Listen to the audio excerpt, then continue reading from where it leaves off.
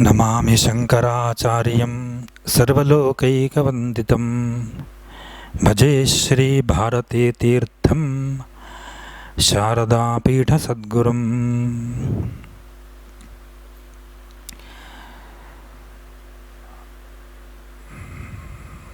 अनन्तशक्तिसन्दोह पूर्णस्य परमात्मनः विघ्नविध्वंसिनीं शक्तिं गजराजमुपास्महे।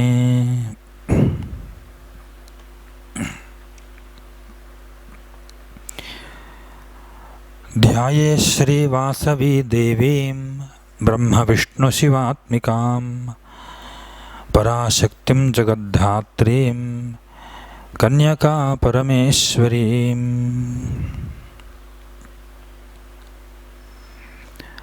योऽन्तः प्रविश्य मम वाचमिमां प्रसुप्तां सञ्जीवयत्यखिलशक्तिधरस्वधाम्ना अन्यांश्च हस्तचरणश्रवणत्वगादीन् प्राणान्नमो भगवते पुरुषाय तुभ्यम्।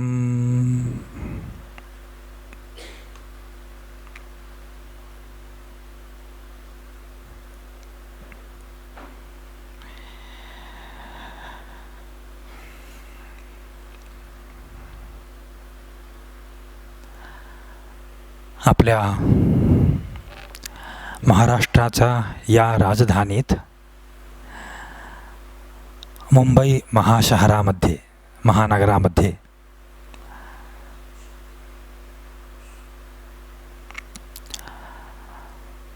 आपल्या गुरुदेवांच्या आशीर्वादाने सुमारे 11 वर्षापूर्वी आपला 10वा चातुर्मास कार्यक्रम बोरवले येथे खूप छान रीतीने, खूप चांगल्या रीतीने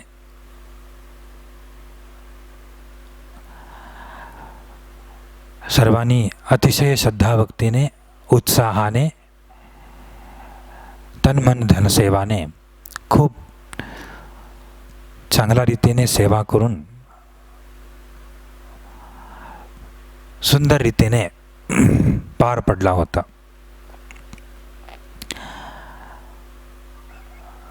आता 11 वर्षानंतर पुन्हा श्री वासवी कन्यका परमेश्वरी देवीचा या मंदिराच्या वास्तूमध्ये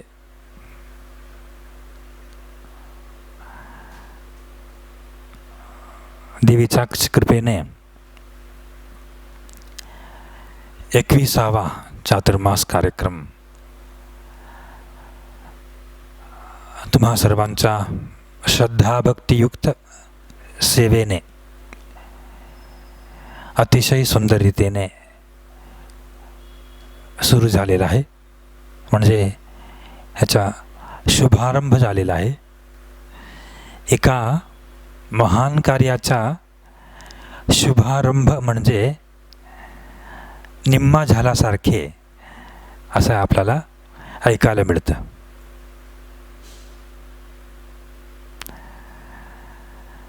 तसे आपल्याला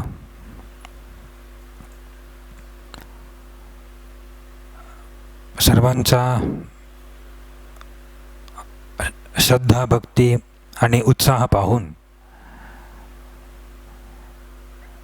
हे अतिशय सुंदर रीतीने प्रारंभ झालेला आहे आणि तसंच पुढे पण जाऊन सर्वांचा लक्षात राहील असे आपला हा कार्यक्रम पार पडणार आहे.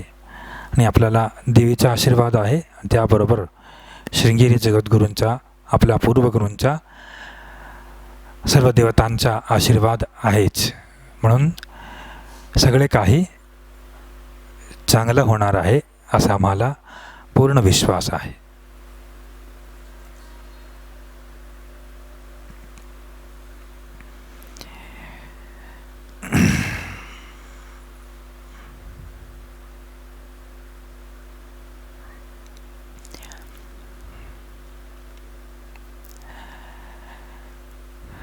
सुरुवातीला सांगितल्याप्रमाणे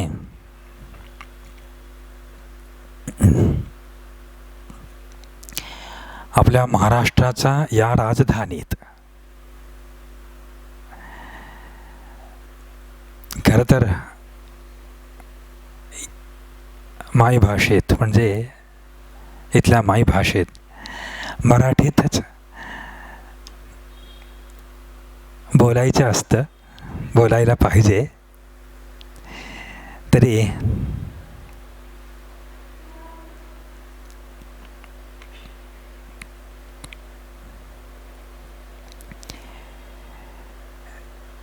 रोज प्रवचनच्या वेळेला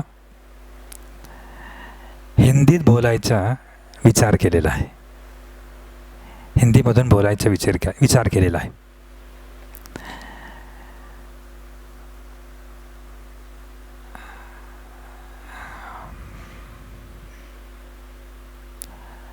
कारण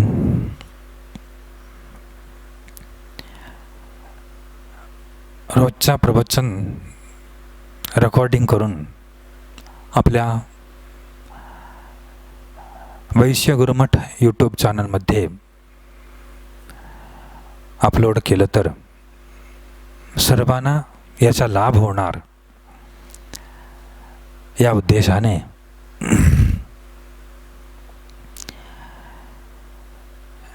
हिंदीत बोलायचा ठरवलेलं आहे. कारण जगभर असलेल्या लोकांना पाहायला मिळणार आहे, ऐकायला मिळणार आहे.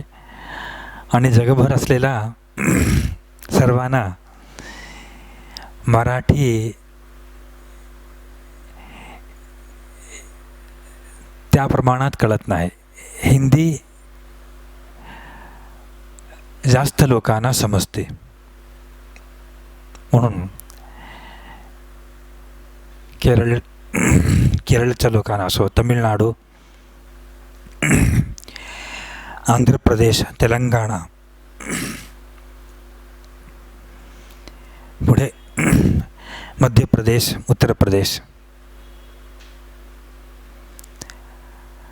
यासारखे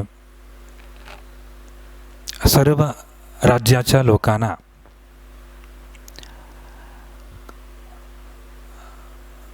जास्त प्रमाणात कळायला पाहिजे या भावनेने हिंदीमधूनच बोलायचं ठरवलेलं आहे.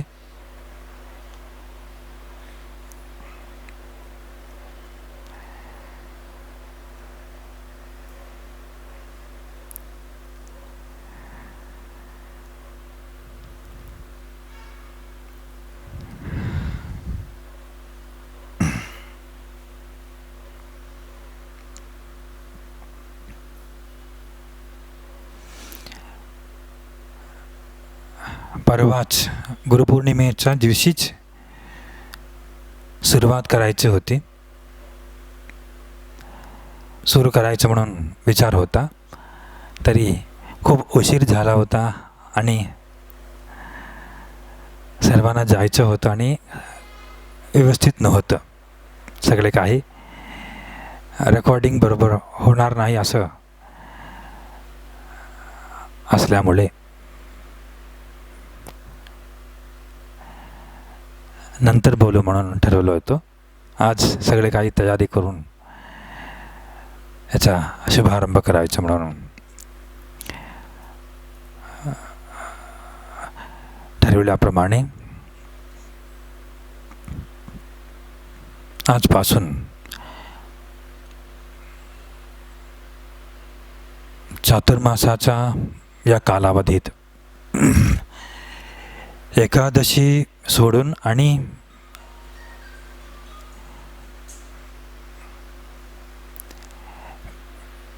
विशेष कार्यक्रमाचा संदर्भ सोडून कृष्णाष्टमी इत्यादी विशेष कार्यक्रमाचा दिवस सोडून रोज प्रवचन करायचं ठरवलेलं आहे.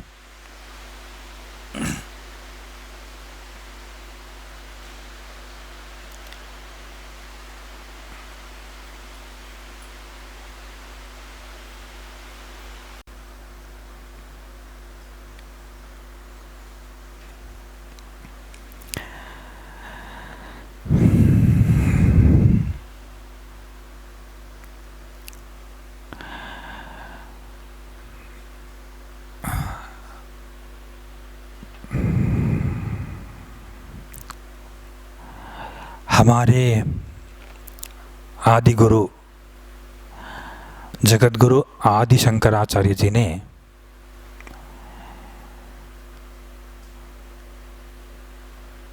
मानव जन्म का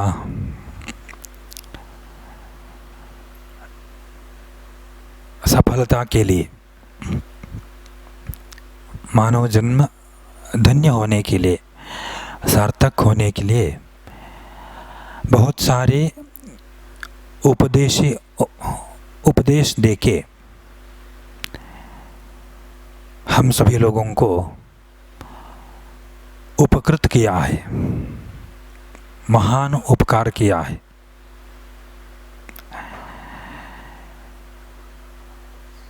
हम सभी लोगों को उद्धार का मार्गदर्शन किया है।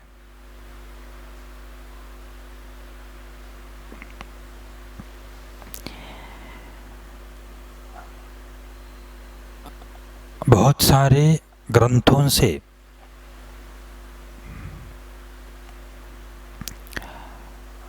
द्वारा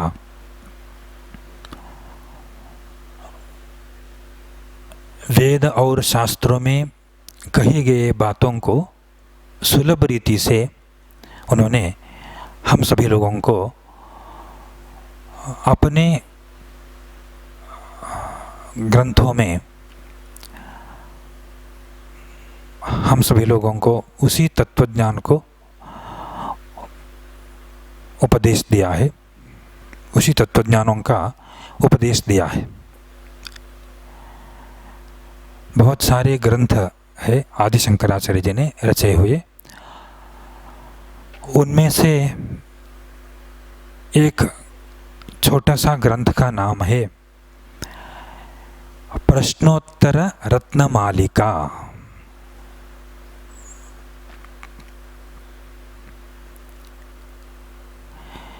श्लोक रूप में बहुत सारे उपदेश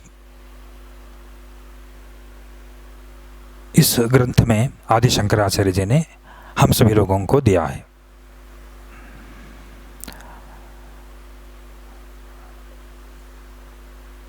हमारे प्रापंचिक जीवन में, ऐहिक जीवन में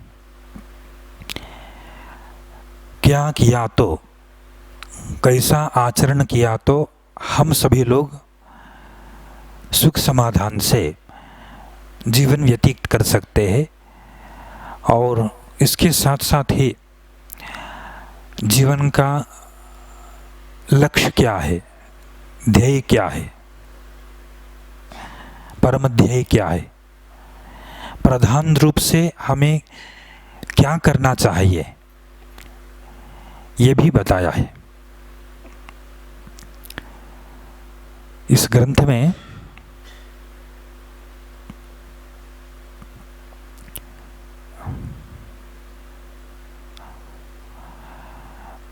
बहुत सारे श्लोकों के द्वारा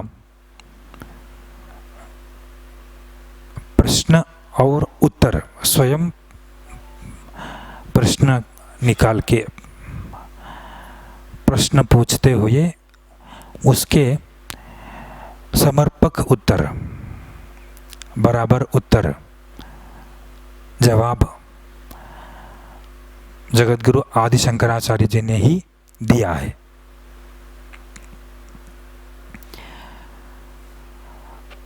पहला श्लोक में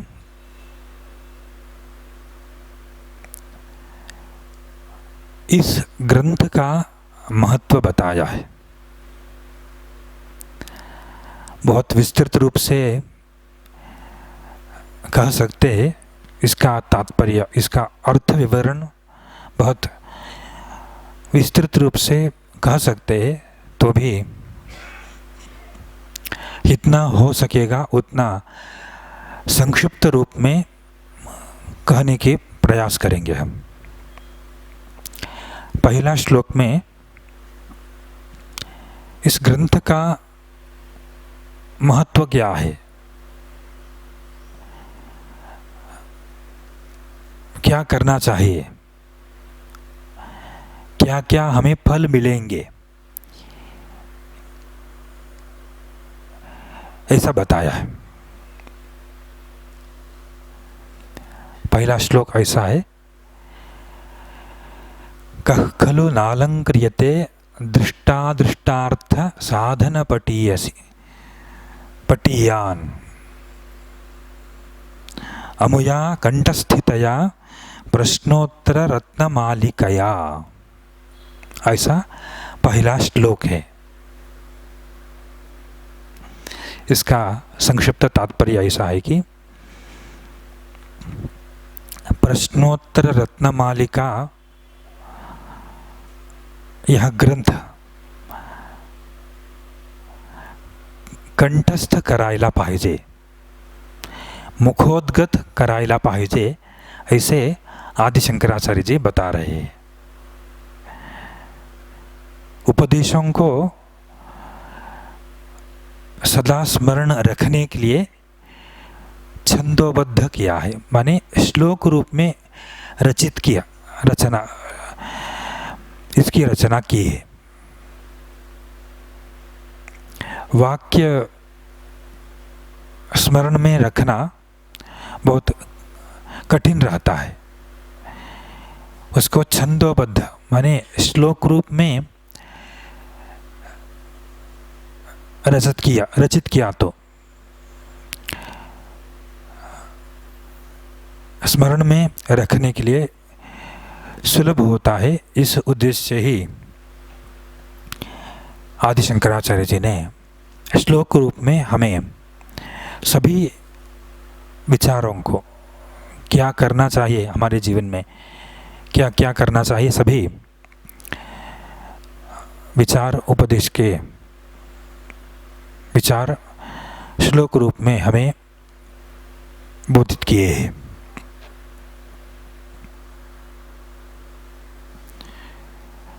इसलिए इसको कंठस्थ कीजिए, ऐसे आदि शंकराचार्य जी पहले ही बता रहे हैं।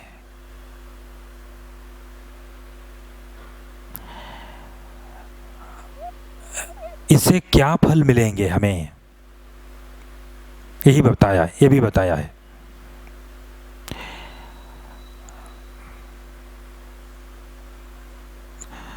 दृष्टादृष्टार्थ साधन पटीयान, बहुत सारे फल दिखेंगे, उसी समय उसके फल हमें दृष्टिगोचर होगा, दिखेंगे, और बहुत सारे फल नहीं दिखेंगे।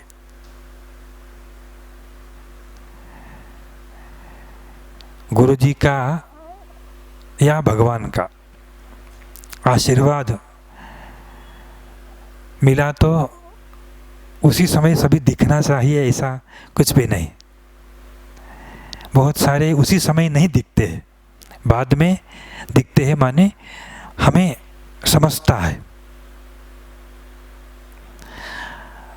और एक उदाहरण,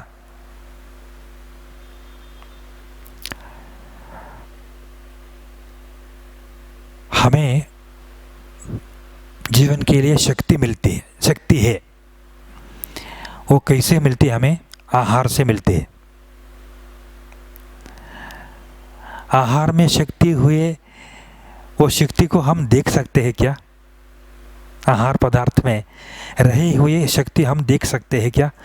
हमें दिखता है क्या? नहीं दिखता है। जीर्ण कैसा होता है वो हमें दिखता है क्या? रक्त का उत्पत्ति कैसी होती है वो भी नहीं दिखता है। कुछ रोग आया तो औषध लेते हैं हम, औषध लेने से रोग दूर होता है। वो कैसा होता है? दिखता है क्या? नहीं दिखता है। ऐसे ही अदृश्य फल, यही अदृश्य फल, वो दिखता नहीं। ऐसे ही बहुत सारे आचरणों से फल उसी समय नहीं दिखते हैं, बाद में हमें अनुभव में आते हैं। इसलिए अब भी उसी समय भी फल हम पा सकते हैं और बाद में भी हमें बहुत सारे फल मिलेंगे, ऐसे आदि शंकराचार्य जी ने बताते हुए। इसलिए आप सभी लोग इसको कंठस्थ कीजिए, सदा स्मरण में रखने के लिए श्लोक रूप में रचा है उपदेशों को, इसलिए कंठस्थ कीजिए, ऐसे आदि शंकराचार्य जी ने आदेश दिया है हमें। पहला श्लोक का संक्षिप्त तात्पर्य हो गया। दूसरा श्लोक,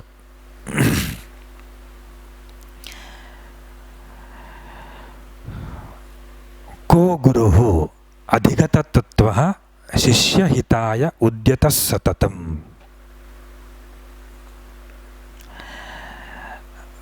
पहला दूसरा श्लोक का आरंभ ऐसा कर रहे हैं कि भगवन् किमुपादेयम्,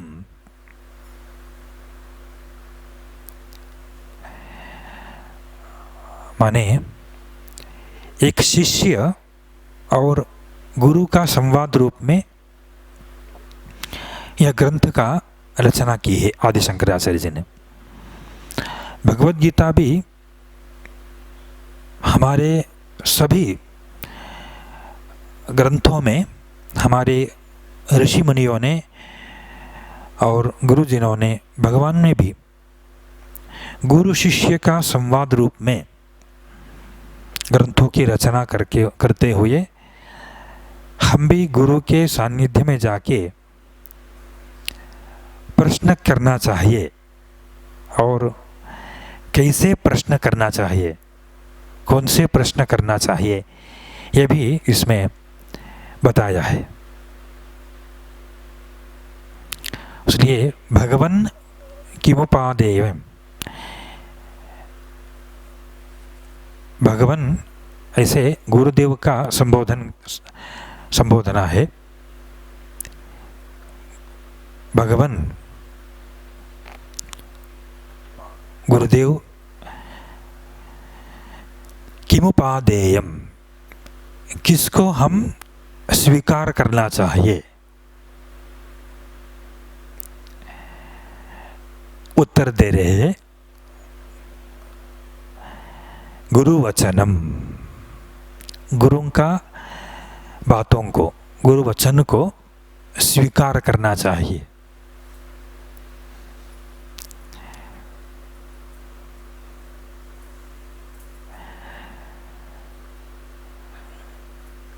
हमारे जीवन में बहुत सारे लोग हमारे साथ रहते हैं, उनसे हम अपने समस्या या प्रश्न बता के इसके उत्तर क्या है, नहीं समाधान क्या है, ऐसे हम पूछते हैं। बहुत लोगों से हम बात करते समय पूछते हैं, तो भी योग्य उत्तर, योग्य समाधान किससे प्राप्त करना चाहिए, किसका वचन स्वीकार करना चाहिए, ऐसा पूछा तो गुरु का वचन स्वीकार करना चाहिए, ऐसे आदि शंकराचार्य जी बता रहे हैं।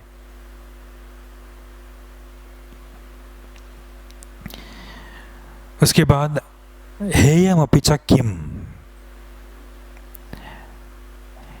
किसको त्याग करना चाहिए। पहले तो क्या स्वीकार करना चाहिए ये बताया, और दूसरा प्रश्न हेयमपि च किम, किसको त्याग करना चाहिए, किसको छोड़ना चाहिए, ऐसा एक प्रश्न। उत्तर में बता रहे हैं कि अकार्यम, किसे नहीं करना चाहिए उसको नहीं करना चाहिए। माने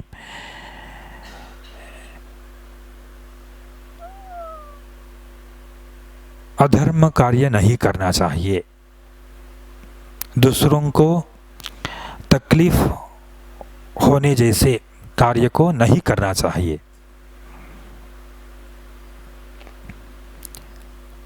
दूसरों को कष्ट आने वाले कार्य को त्याग करना चाहिए।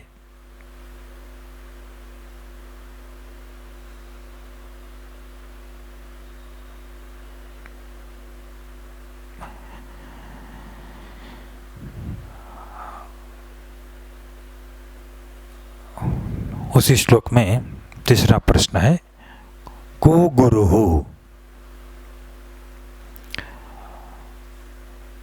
गुरु कौन है, पहचान सकते हैं।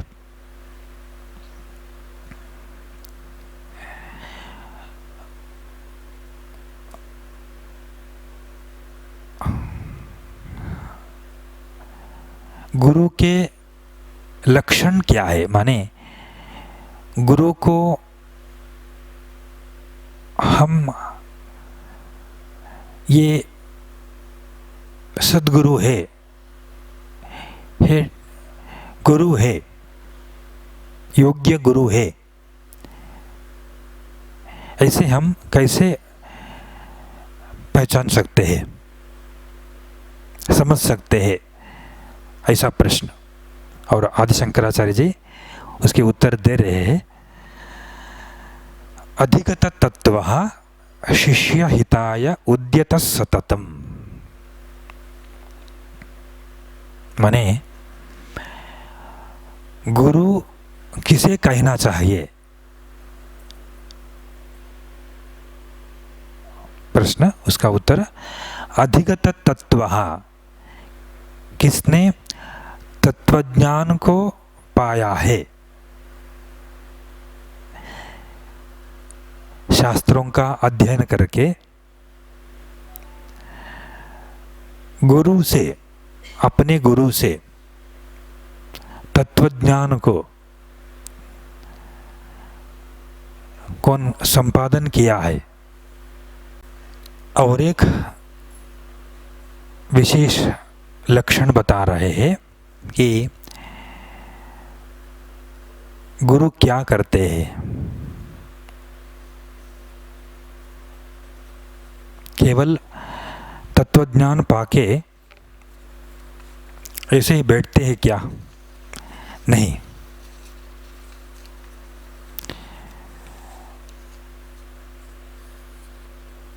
गुरु पाए हुए तत्वज्ञान को अपने शिष्यों को, अपने पास आए हुए सभी शिष्यों को उस तत्वज्ञान को देते हैं।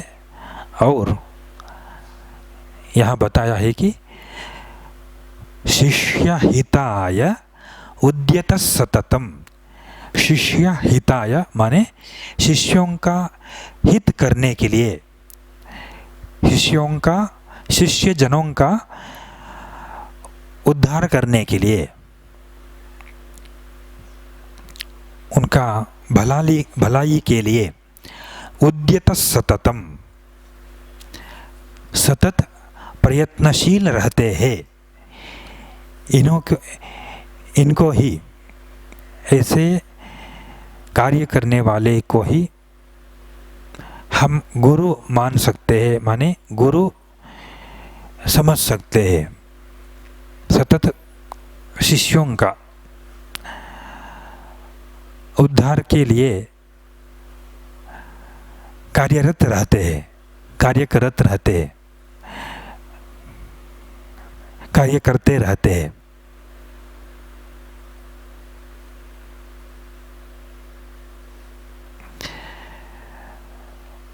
गुरु का आश्रय से या गुरु का सेवा करने से हमें क्या क्या प्राप्त होते हैं।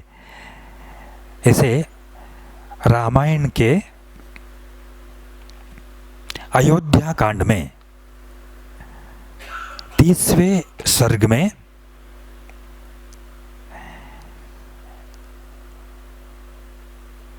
प्रभु श्री रामचंद्र जी ने सीता माता से संवाद करते समय प्रभु श्री रामचंद्र जी ने बताए हुए थोड़े विचार है। रामायण भी श्लोक रूप में है, 24,000 श्लोक में संपूर्ण रामायण है। गुरु के सेवा से, गुरु जी का सेवा करने से हमें क्या क्या फल मिलते हैं, इसको प्रभु श्री रामचंद्र जी ने बताते हुए श्लोक रूप में ऐसा बताया है कि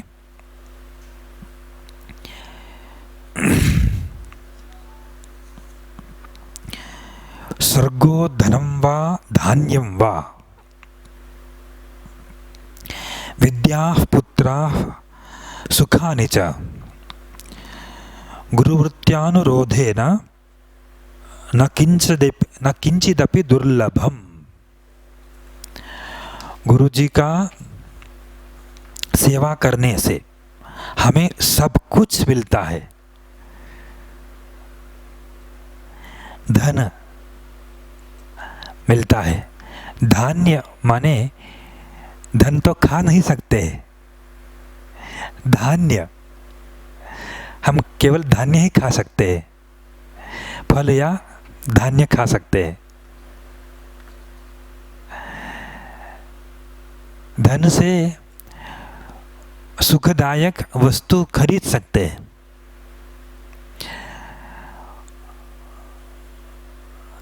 खाने के लिए धान्य ही चाहिए, इसलिए धन धान्य विद्या पुत्रा, हमारे कुटुंब भी, कुटुंब के सभी लोग सुख रह सकते हैं, सुखी रह सकते हैं और यहाँ के सभी सुख समाधान पा सकते हैं। और इसके बाद, यहाँ के जीवन के बाद हमें स्वर्ग आदि पुण्यलोक भी प्राप्त होता है। गुरु जी का सेवा करने से स्वर्गलोक में जाके वहाँ के सुख भी हम पा सकते हैं। ऐसे ही प्रभु श्री रामचंद्र जी रामायण में अयोध्या कांड में सीता जी से बात करते समय बताते हुए सब प्रकार के सुख पा सकते हैं। गुरु जी का सेवा करने से क्या क्या पा सकते हैं, ऐसा पूछा तो न किंचिदपि दुर्लभम, माने दुर्लभ माने मिलना कठिन, ऐसा कुछ भी नहीं। मोक्ष भी, मुक्ति भी हम गुरु जी का आशीर्वाद से ही, गुरु जी का सेवा करने से गुरु जी का आशीर्वाद प्राप्त होता है। और गुरु जी का आशीर्वाद से ही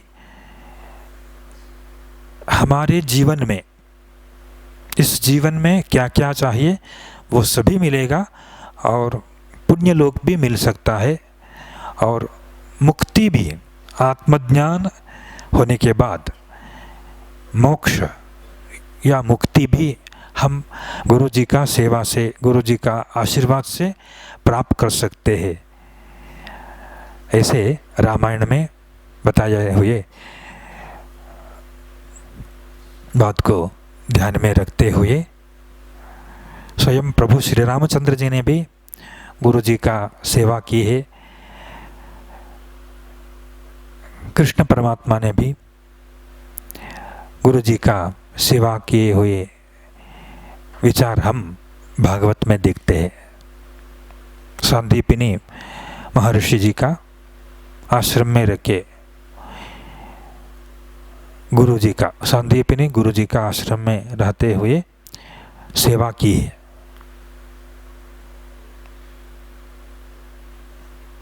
ऐसे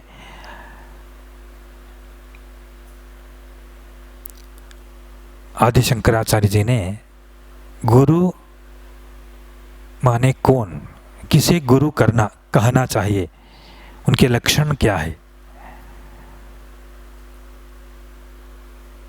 ये भी बताया, और वे क्या करते हैं ये भी बताया है। तत्वज्ञान पाके, साधना करके तत्वज्ञान पाते हैं, आत्मज्ञान पाते हैं, अध्यात्म ज्ञान पाते हैं, और उस अध्यात्म ज्ञान को देते हुए उसके साथ शिष्य का, सभी शिष्य जनों का उद्धार के लिए सतत प्रयत्नशील रहते हैं। और ऐसे गुरु जी का आश्रय लेके हमारा जीवन धन्य करना चाहिए, सार्थक करना चाहिए, ऐसे आदि शंकराचार्य जी ने बताया है। और आगे के विचार को हम कल विचार करेंगे, ऐसे बताते हुए आज का दिन का प्रवचन यहीं समाप्त कर रहे हैं। जगत गुरु आदि शंकराचार्य महाराज की जय।